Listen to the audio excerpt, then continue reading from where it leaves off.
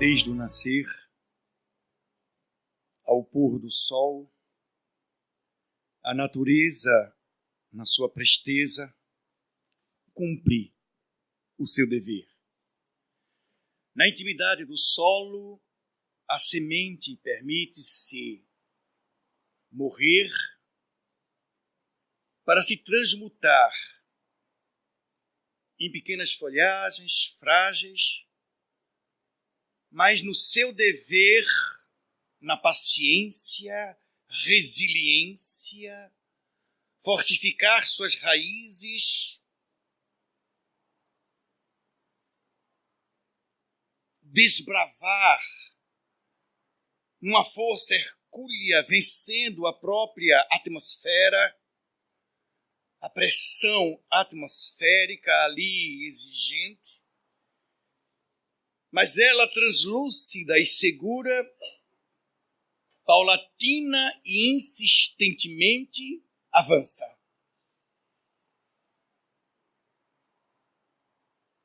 Nos oceanos, cumpre também o seu dever para que a vida ela sobreexista na Terra como ela se apresenta em mil facetas. Seres que vivem dentro d'água, seres que vivem abaixo da terra, seres que voam, seres quadrúpedes, bípedes. Pois, através das suas correntes marítimas, eles são responsáveis pela climatização do planeta, envolvendo assim o El Niño e a El Niña, capacitando-os que tenhamos as devidas estações para que possa dar no seu dever a preservação consistente do fruto em que o homem tem por dever sustentar a harmonização da natureza, que tal qual ela o é, por dever divino, e mantê-la harmonizada para que possa nos harmonizar. No átomo, na sua existência e sobreexistência, também cumpre o seu dever, pois afirmam-nos os espíritos que a lei de evolução, por dever, está inclusa do átomo ao arcanjo. Mas por que em nós o dever é muitas vezes temeroso? É dorido, sofrido. Quem de nós já não escondeu no mais baixo da bolsa o dever de casa e disse que não tinha dever para fazer? E quando a gente vai adiantando os anos, eram mais deveres. Antes era só de caligrafia, a leitura. Era uma letrinha aqui, outra acolá. Aí daqui a pouco exige melhor e maior. Não mais desenhando aquelas letras imensas, mas cursiva. Parece que a gente nunca iria conseguir. Aí depois vem matemática. Aí depois vem ciências. Aí depois vem história. E tome dever. Tome dever. E quando a gente livra-se dos deveres, vem a profissão. Com novos deveres. Mas, além disso, os pais têm deveres em cima desses deveres, de pagar a escola. E quando nós não somos devidamente aplicados, pagar professores para auxiliar. Há muitos que durante a aula conversavam e deixou de ter o dever de prestar atenção ao dever do professor de dar a lição, para que a gente tenhamos mais adiante o dever de comprovar que nós estamos aptos naquela série, diante da programação dos estudos que vários séculos, milênios, a pedagogia, ela esteia-se para que a gente possa cada vez mais alargar o nosso estado de consciência. E assim, quando chegamos à profissão, temos o dever E aí quando a gente pensa assim, cheguei, aumenta o dever. Ai, é o dever do aluguel, é o dever.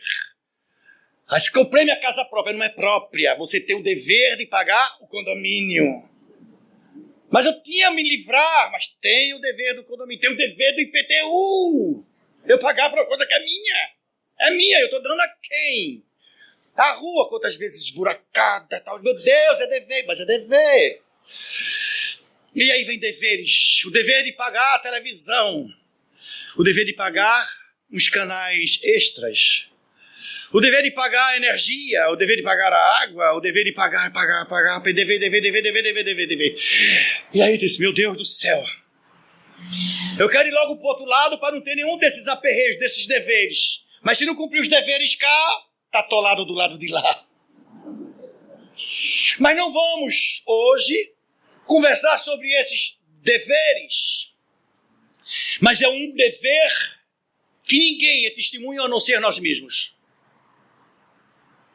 É um dever em que Deus nos auxilia no cumprimento desse dever, dando-nos de forma harmoniosa e equânime, dentro do processo de sustentação de cada ser, a dor, aonde ele iguala todos os seres, em todas as suas facetas. Essas facetas que muitas vezes chamamos raças que não são raças, porque só há uma raça humana, mas que através da genética nós temos as diferenças em cores, simplesmente. A cor negra, a amarela, a branca e as suas diversificações. Encontramos a ariana na Índia, mas rico, pobre, senhor, vassalo, todos estão suscetíveis à dor. E essa dor nos iguala à questão da razão. A razão em que nós somos iguais. E nessa igualdade, cada um tem um dever para consigo, os morais. Esse dever moral. Era tarde e Jesus encontrava-se no mar da Galileia, aonde há pouco ele havia estado numa barca e uma multidão à beira da praia. E ele ali então falara para essa multidão. A multidão então regozijava, pois aquele homem é o dever em pessoa. Ele já assumiu todos os processos de deveres, não é mais dever, é imanência. Não tinha mais dever. Ele não tinha o dever de amar, ele não tinha amor, ele é amor. Ele não tinha paciência, ele é a resiliência. Ele não tinha paz, ele é paz. Ele não tem, ele o é. E o verbo se fez carne. Eu e o Pai somos uno. Ele chegou a um ápice, que esse ápice não tem tempo nem espaço. A temporalidade. Isaac Newton iniciou o seu processo de abertura de consciência para esse movimento e Albert Einstein, ele adentra-se e transforma em lei matemática essa expansão de consciência fora do tempo e espaço, em que o indivíduo tem esse dever que não é um dever temporal, nem espacial. Porque se temos e colocamos o senso moral em tempo e espaço, não é dever moral. Não é. Porque aquilo que nós vivemos como dever moral, em qualquer tempo, em qualquer instância ou circunstância, ele é validado. É aquele tesouro que nenhum ladrão roubará, nenhuma ferrugem ou traça corroerá. Ele está acima do amor.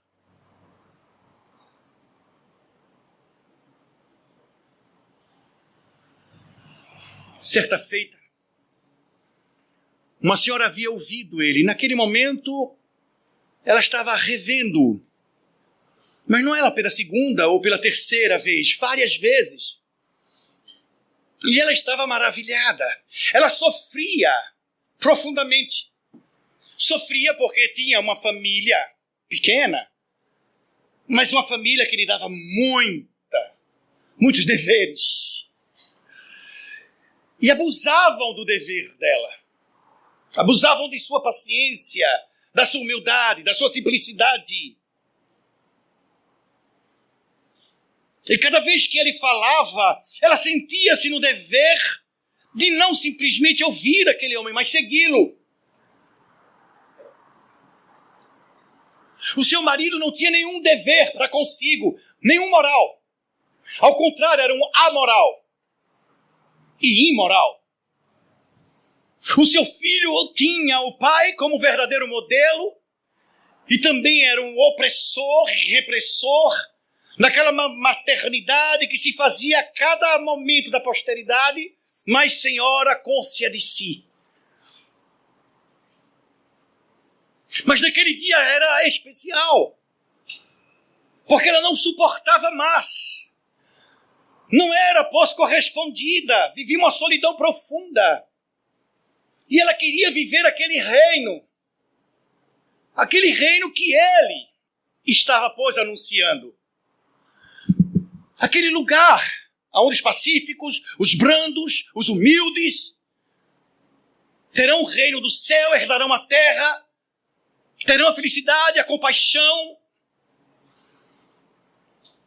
O maior cântico de esperança que a humanidade já ouviu.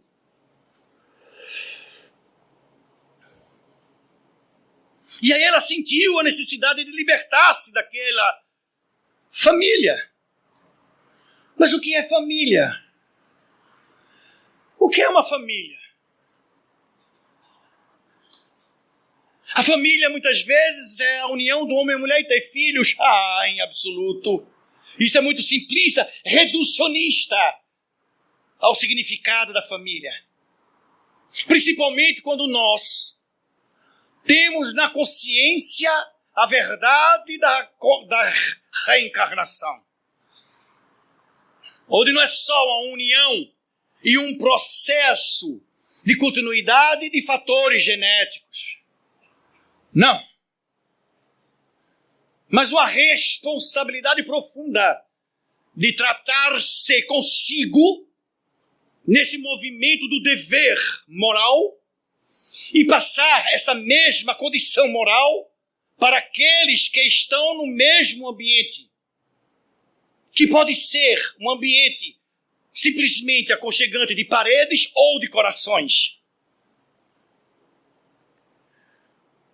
Há lares de muitas paredes e muitas portas, mas nenhum coração. Há lares sem nenhuma parede e nenhuma porta, mas pleno coração. E ela tinha sede de coração, ela tinha sede de amor, ela tinha sede de paz, de harmonia. E naquele instante, ela via que era a grande oportunidade. E de repente, evidentemente, não era como se ele adivinhasse, ele sentia, ou ele sentiu, como sentia, a cada um de nós. E sente, indubitavelmente. Por 2 vezes ele falou, ele expressou essa certeza. Uma foi com Maria de Magdala e o outro foi com Natanael ben Elias, aquele paralítico que desce sob o teto da casa de Jonas Bar Jonas, Pedro. Aonde ele diz, não só a Maria de Magdala, como também a Jonas Bar Jonas, diz assim: qual o pastor que não conhece as suas ovelhas? Ou seja, Ele conhece a cada um de nós. Como ele conseguiu, diante de uma multidão, identificar que dele havia saído uma virtude. E ele pergunta na multidão: quem tirou de mim essa virtude? Quem? Mas para divisar uma criatura de uma fé tamanha que ao tocar-lhe a veste, curou-se de uma hemorragia de anos. Uma mulher que anos a fio, ninguém se aproximara dela diante da fedentina do sangue nas suas hemorragias internas, coagulado e putrefato. Mas ali estava agora exalando o perfume. E esse mesmo Senhor detecta, pois, a ansiedade, a necessidade daquela senhora. Senhor, Joana, mas ela não questiona. Deixa-me seguir-te. Preciso seguir-te, é meu fanal. Eu vivo na noite. E que nessa noite escruta simplesmente a dor, a sofreguidão. Permite, Senhor, luz da minha alma, que eu possa seguir o rastro do teu amor, seja em que condição for. Mas em nome do Deus, o nosso Pai, como assim tu o chamas e que minha vida transformou, possa eu, Senhor, servir-te, a lavar-te os pés todos os dias, a tirar, pois, Senhor, os ciscos, os insetos de tua face. Deixa-me ajudar, principalmente a ajudar aqueles que são menos ajudados pelo nosso mundo, de tanta sofreguidão, tanta dor, tanta amargura. Eu tenho esse amor. Crede? Creio. Creio sim, Joana. Mas teu dever é estar lá com o senhor de Cusa e teu filho. Mas como? Como uma mulher com tanto amor, com tanta fé, que deseja segui-lo e ele diz: não, vai para aquelas duas peças ruins. Eu ia me embora para o deserto. Sangue de Cristo tem poder. Como é que pode? Pode e deve o dever. Era um dever moral. A gente pode correr. Corre das pessoas, mas de si mesmo não. Porque vai ficar ali sempre aquele vácuo. É um hiato. Vai ficar sempre, eu poderia, eu deveria, mas não fiz. Não fui compassivo. Não usei de compaixão, não usei de amor, não usei de perdão, não dei oportunidades. Eu não utilizei minha mão para sanar a sofreguidão. Não usei meu olhar para conduzir o atormentado que estava a agoniar. Não usei os meus ouvidos para não simplesmente ouvir canções, mas ouvir as lamentações, mas não só por ouvir, mas utilizar a minha mão, a minha boca para poder assim consolar, amainar, confortar, sarar, sanar, embalar, cirurgiar, alfabetizar, reconciliar, reconduzir, construir.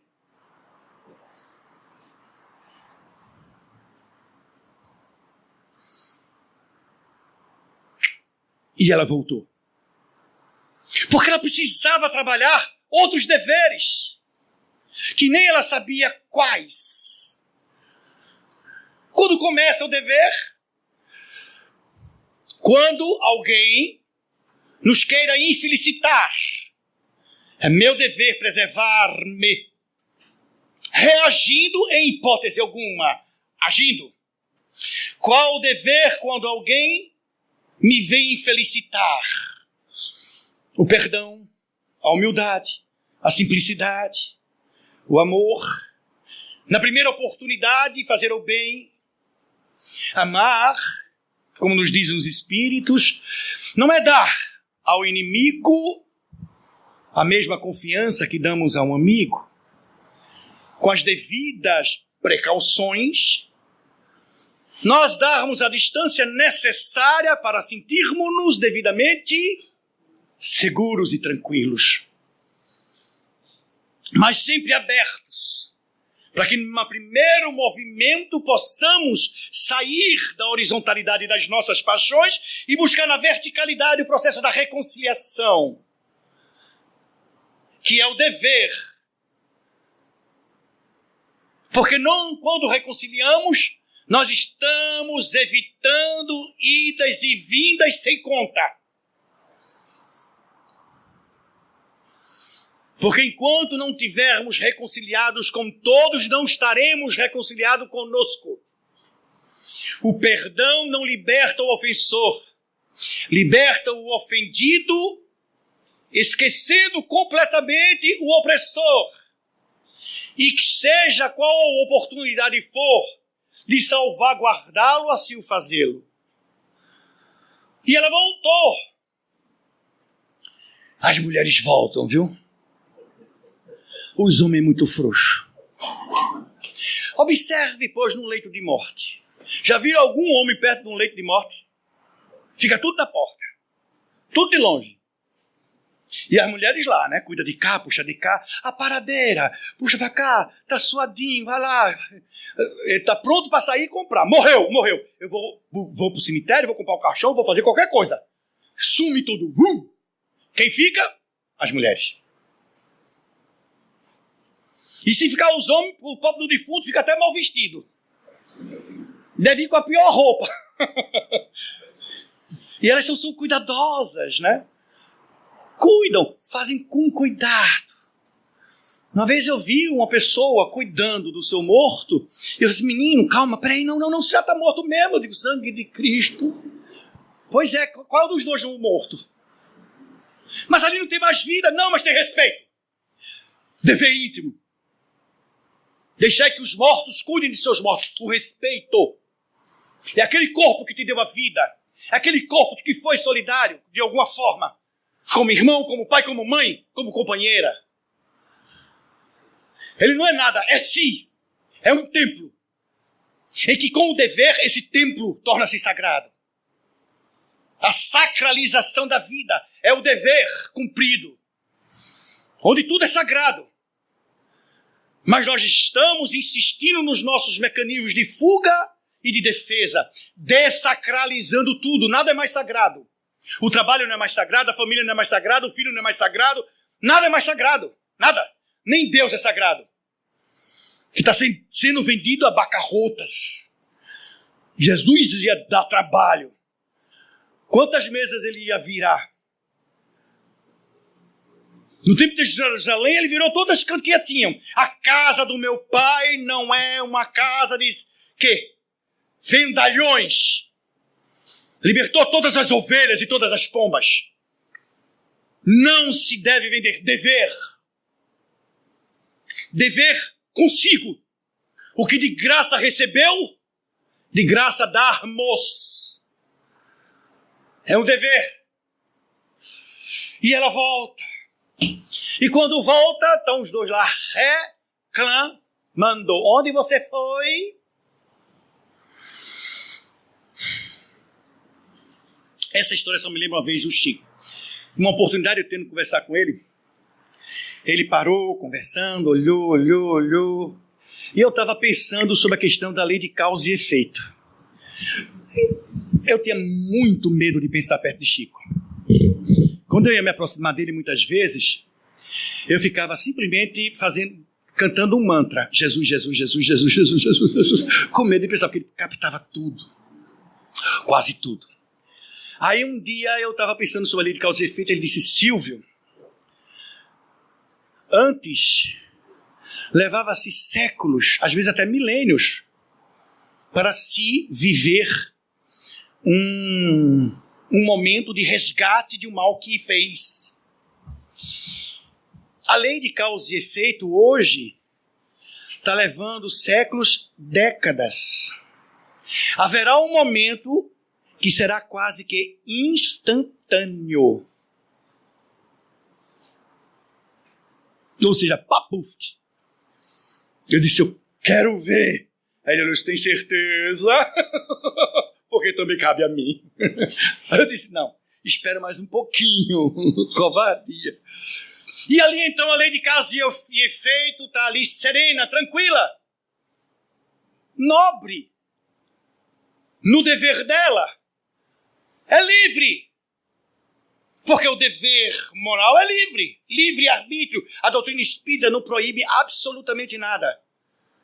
Ela é uma doutrina que instrui, educa, como Jesus de Nazaré. Vocês viram ele levantar alguma bandeira dizendo que era contra alguma coisa? Ele foi a favor do amor, da paz, da harmonia. Ninguém no seu evangelho foi exilado. Ninguém. Absolutamente ninguém. Acolheu a todos, indistintamente. Todos. Livre-arbítrio. Quer fazer? Faça. Não quer? Com licença, é sua vontade. Agora, ela está lá serena, tranquila e nobre. Você planta o que quiser. Plante. Mas colhe só aquilo que plantou. Mas Deus é onipotência, onipresença, infinitamente sábio, infinitamente perfeito, mas infinitamente misericordioso. Tem um momento que aí a lei de causa e efeito, a gente pode dar um chauzinho para ela. Viver no amor. O amor vence uma multidão de equívocos. Com licença, amor. Chaudou. Eu, no meu dever moral, amar a Deus sobre todas as coisas e ao próximo como assim. Ponto. Mas não tem mais. É o dever. É o dever. Mas por que Deus acima de todas as coisas? É a Trindade. Deus, o amor. Mas Jesus chamou Deus de Pai. Pai, aquele que ama. Deus é o amor. E no momento que ele torna-se Pai, é quando ele manifesta o seu amor para nós. E o verbo que se fez carne, o Christos, é aquele que manifesta o amor que recebeu do Pai, que é Deus, o amor. Que é a missão, o dever do Cristo. Jesus, tornarmos-nos Cristos também. Eis que eu conduzirei todos vós ao meu Pai. Nenhuma ovelha ficará perdida. Oh, que alívio! Mas os mais sabios já estão lá. E a gente está aqui, na devida distância. E aí, prossegue a vida e eles massacrando. Chega um momento que o senhor de Cusa, um grande comerciante, começa lá a não ter grandes sucessos no seu comércio. E de repente começou a dever. E dever, naquela época, hoje, dever não é problema de ninguém. Mas naquela época, poderia perder a mão, a vida. E ainda teria as mulheres e os filhos como escravos.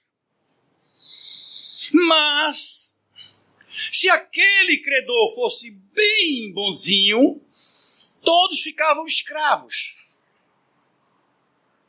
E assim, o senhor de Cusa foi, junto com o filho e a pobre coitada de Joana, escravizados. Os dois homens foram para uma galera remar. Se não morresse de uma peste, morreriam de fome, tuberculose ou de exaustão, ou um tétano, diante das ferramentas fétidas, porque ali urinavam, defecavam, vomitavam. Se há o inferno, são esses. Essas escravidões é o inferno leve, porque é visível, é factível. Mas as escravidões invisíveis, os seus agrilhões são muito mais pesados do que qualquer ferramenta humana. Aqueles vícios psíquicos, morais, que podem levar-nos à imoralidade ou à moralidade. E ali então ela tornou-se escrava daquelas companheiras ricas, do qual ela não comungava. Mas o senhor de Cusa exigia que ela assim o fizesse, acompanhasse ele aos grandes banquetes. Que após Jesus, ela já não gostava, e após Jesus, não cabia mais nela. Como a gente. A cada momento que a gente se adentra ao dever moral consigo próprio, tem certas coisas que são como alguma vestimenta que não é do nosso tamanho. Uma calça 36, 38, não entra. Não entra. Uma calça 12, muito menos. Eu usar um sapato 35 é impossível. Não cabe mais, incomoda. Como certas atitudes não incomoda tanto quanto uma vestimenta que não é do meu tamanho. Não cabe mais em mim. Que libertação! Não cabe mais. Libertação. Enquanto a gente corre do dever, a gente chora porque tem dever, e não existe mais nada sóbrio do que o dever. Mas o dever, ele tem que estar aliado à razão. Senão não é dever. Até o dever com a própria fé, ela tem que ser raciocinada. Não ter um Deus porque meus pais, ou porque a turba assim assume e dizem-mo que eu devo possegui-lo. Mas que a razão me atesta. E se eu não tiver, mergulhe, aprofunde-se. Mas você não vai encontrar Deus lá longe, mas em si. Porque se Ele cria tudo que existe, e tudo é natureza, e tudo é regido por uma lei, que Ele assim a fez. E essas leis encontram-se nas mãos deles, não é verdade? Hein, gente? É não. Na nossa consciência, somos sagrados. As mais sagradas leis de Deus estão não está na mão de ninguém. Está na consciência de todos nós. Para que ninguém venha depois assim, eu não sabia. Se tivesse medido, está dito, sim, está lá dentro. Todas as leis naturais da vida. Todas. Todas. Até mesmo o súbito súbico idiota é o cérebro que não sabe lançar as devidas coordenadas, ideias que o espírito tenta amolar-se. Tenta se comunicar, mas amola-se. Porque o cérebro não decodifica. Por quê? Porque o perispírito, que é a matriz do corpo, obnubilou a razão. Nublou a razão devido a delitos anteriores em de haver usado excessivamente a inteligência em detrimento ao coração. Porque tudo no cosmos é equilíbrio, é equanimidade. E ali então, ela ficou consigo, vivendo profundas humilhações e refletindo refletindo profundamente. Porque ele, antes dela ver se distanciado, chamou a Joana. Teu dever primeiro é com os próximos, é com o próximo mais próximo, a família. Quem tiver algum irmãozinho difícil, uma irmãzinha difícil, comece a se reconciliar, é dever. E o marido? E a mulher? Tem uma fofoca fraterna. Uma espírita casou com um cabrinha que era, sabe? O caba fumava, o caba bebia, o caba não tomava banho. Aquela coisa deslanhada, egoísta até dizer basta. Ainda vaidoso, traía. E ela ouvia nas palestras, ela sempre ouvia assim, tolerância, minha irmã, tolerância. Ela abriu o evangelho, tolerância, minha irmã. E ela passou, disse, vou tolerar. Aí ela ia dizer, essa coisa, ela disse, não posso, tolerância. Ó, meu irmãozinho. Emmanuel diz uma coisa fabulosa, se o casamento não deu certo, olhe para ele como um irmão necessitado. E segure a onda, né? Vá segurando a onda.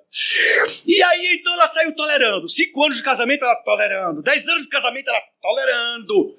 20 anos de casamento, ela tolerando. 25 anos é boda de prata. E ela assim, meu Deus do céu, tolerando. Bodas de ouro, 50, e ela tolerando. 55, o bicho, pum, bateu as botas. Aí ela desencarnou 3 dias depois.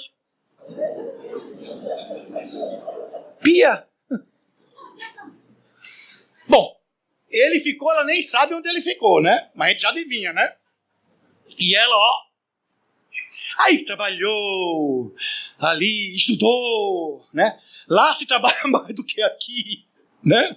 Porque o corpo não se cansa, então quem não gostar de trabalhar, segura a onda, viu? Porque lá trabalha.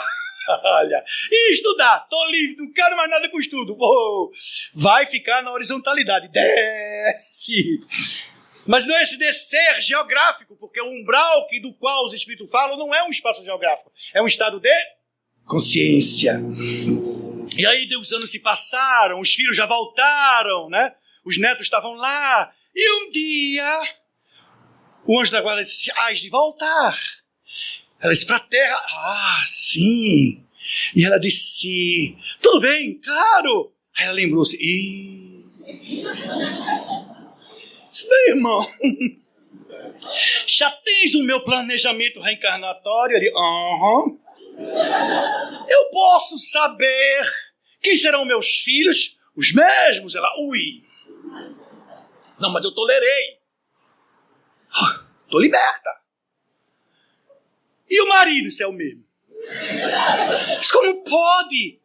Eu passei 55 anos da minha vida tolerando se é. Agora vai voltar para aprender a amar. Ame não, para ver. A coisinha é ruim, ame. Porque na próxima vem bem distante. Ame. Porque essa distância não será mais o dos desencontros. Porque o amor não tem fronteira, é incondicional. Se você ama, ele é o tolo que não te ama.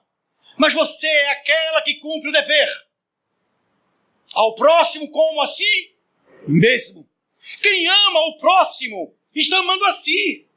Porque como é que eu posso dar amor se eu não tenho amor? Então a regra primeira do dever moral, primeiro é consigo, depois é com o outro, diz-nos Lázaro. Por que eu vou cobrar o dever do outro se eu não tenho a mim? Por que eu vou cobrar a nobreza do outro se eu não sou nobre?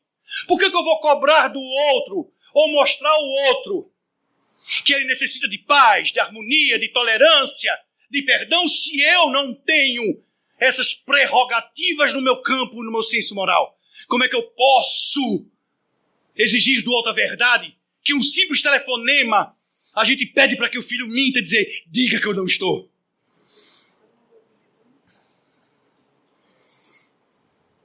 É consigo. É consigo. E aí então, ela sofre profundamente. Mas ali, resignadamente, não tolerando, mas aprendendo a amar, a perdoar, e mais, com alegria. Porque tu diz, eu perdoo. Opa aí, perdoo, não. Eu perdoo, mas não quero mais nem ver na minha vida. Não. Pode fazer, mas está mal feito. Aí faz o quê?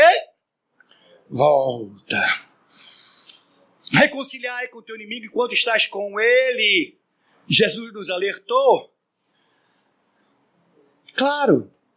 Depois, pode vir como esposo, filho, aí tu vai ver. E aqui reconciliando, eu vou estar com meus afins. E não aqueles que eu não consegui amar ou tolerar. Porque o inimigo é aquele amigo que nós não soubemos fazer. E não tivemos o devido argumento e gritamos para com ele. E ele reage. E nós reagimos com a reação dele. E ele reage com a nossa reação, que foi a reação dele. E aí é o verso do inverso, do inverso, do verso. O avesso do avesso, do avesso, do avesso. Como explica o poeta, compositor Caetano Veloso.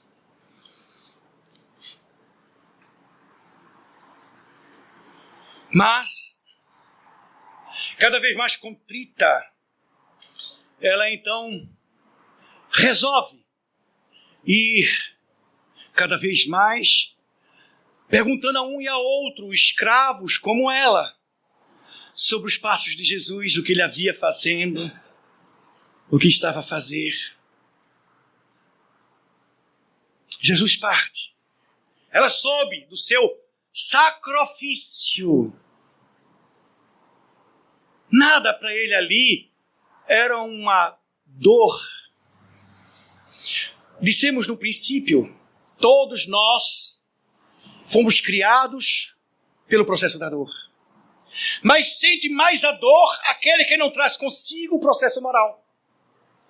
Porque sabe que a dor é que nos faz o equilíbrio mental, que nos dá o impulso da inteligência. Se não tivéssemos os obstáculos da vida, não teríamos a ciência. Sem a ciência, não teríamos o que nós temos hoje. Eu não falo dos veículos simplesmente, mas dos antibióticos que estão nos alongando a vida e dando-nos oportunidade de a cada dia renovarmos. Antes tínhamos a probabilidade de 40, 50 anos. Hoje 80, 85 anos. E assim, oxalá um dia 90. Por quê? Teremos mais oportunidade de hoje amanhecer melhor que ontem. E hoje temos a certeza que estamos sendo melhor. E amanhã seremos que hoje. E assim, passa-se o tempo. E um dia esse filho consegue pagar, como era jovem, forte, o tempo dele de exílio nos navios romanos. E ele vai ao encontro da mãe. Mas a mãe já estava, pois, liberta, não do cativeiro que haviam-lhe impostos a servir na casa das suas próprias amigas, mas do cativeiro que aprendia aqueles que ela sentia difícil o dever de ser, simplesmente ser. O dever nos dá autonomia, nos dá ciência e uma consciência de largo espaço. E aí, diante da perseguição dos cristãos, um dia o filho estando com ela é presa junto às catacumbas, porque estava ouvindo a palavra do Cristo, e o filho estava pedindo à mãe algum dinheiro que ela ainda tinha. Todos são presos. E ele gritava, mas eu não sou cristão, mas foi na leva. Momento do circus, ele ao lado dela. Toda aquela turba ignômia a gritar, loucos, sedentos, pelo sofrimento alheio. E aí então, aqueles cruéis carrascos não só aqueles que estavam com a flâmula acesa, mas toda aquela turba que gritava morte, morte, morte, morte, morte, morte, morte, morte, morte. E aí ele fala para que todos ouçam. Mulher, abjuras. Se abjurares, pois, este homem que tu segues, Jesus, ele não tocou o nome de Jesus. Esse homem que tu segue, tu te libertarás e liberta o teu filho. E o filho da mãe, tu és uma velha. Podes morrer, mas eu sou jovem. Olha para mim, eu não mereço a morte. Não, filho, não. Ela sabia que aquela experiência iria não só dar a ela um novo passo, não, pois, mentir-se a si mesma, não negar-se a si mesma. Quando negamos o Cristo, estamos negando o dever para conosco, que é libertador. Eu ter um senso moral em viver por opção. E no princípio o exercício, depois do exercício veio o hábito, depois do hábito a imanência. E ali ousadamente ele diz, então morrerás em nome daquele que te ensinou a morrer. E ele, olhando nos olhos do algoz, diz, não, respira profundamente, não me ensinou só a morrer, mas como também a vos amar. Certa feita, há pouco tempo atrás, eu estava preparando uma palestra, estudando, e eu coloquei num dos slides que eu ia apresentar, que a missão do Espiritismo é trazer o cristianismo redivivo, é trazer o cristianismo primitivo para esses dias, na nossa contemporaneidade. Aí eu senti aquela mãozinha na minha cabeça, senti aquela doçura. Era minha mentora, eu digo mentora porque eu sinto doce, mas pode ser, eu nunca vi, também ela nunca falou. Mas eu acho que por ela, claro, ela é sábia, né? Para poder segurar um homem desse tem que ser muito bom. Eu achava que meu mentor era Jesus Cristo, porque só para me aguentar um Jesus Cristo, viu? Porque o resto não aguentava não. E aí então ela perguntou, o que entendes por cristianismo primitivo? A missão da doutrina espírita é trazer o cristianismo primitivo. O que vocês dirão? O que é que vocês entendem por isso? Rapidinho que o tempo acabou.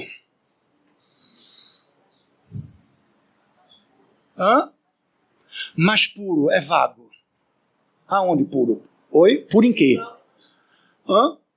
Sem dogmas, é vago. Viver tudo que o Evangelho diz. Mas você... Bom, será que é isso? É vago. O Evangelho mandou eu fazer, eu faço. Oi. Eu estou obedecendo. Oi. Será que é essa a missão? Eu só faço porque está lá escrito e está mandando eu fazer. E aí? E aí eu fiquei 1h30. E eu dizia, é para a gente reviver tudo que Jesus mostrou a viver lá. Tá vago. E eu 1h30. E ainda passava a mão na minha cabeça e dava aquele sorrisozinho, como que eu disse assim, eu me senti um cachorrinho assim do ladinho dela. E ela, bora, filhinho, pensa. E eu só com 4% da minha capacidade cerebral. Eu disse, é impossível, minha senhora. Isso é simples, Silvio. Meu querido, a missão do Espiritismo não é termos o Evangelho, é sermos o Evangelho. Nós precisamos ter isso na nossa mão, como código divino. A gente precisa abrir e ler. A letra mata, o Espírito vivifica. Qual é o Espírito? O Evangelho em mim? Não. É o Evangelho. Se eu for o Evangelho e cada um de nós for o Evangelho, para que o templo? Para que leitura? Para que falar? Quem mais se aproximou desse evangelho vivo foi Francisco de Assis. Ele abdicou completamente tudo, o homem mais pobre do pobre. E foi o ser mais rico que a humanidade pós-Jesus já conheceu. Então nós, ainda nos divorciados do evangelho, temos que abri-lo para lembrarmos que é nosso dever perdoar, ser o perdão. É nosso dever sermos o perdão redivivo, sermos a simplicidade, sermos a humildade e não termos, porque o que se tem um dia perde, mas o que se é jamais retroage.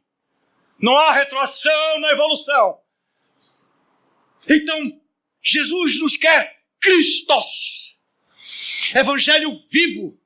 Ele não falou de Deus, como ele assim afirmou, ele e o Pai somos uno. Ele era e é o Verbo que se fez carne. Sejamos nós. Não importa o quanto tempo possa demorar, mas o quanto antes faça-se, para que, pois, a ambição, o orgulho e a vaidade não nos venha devorar.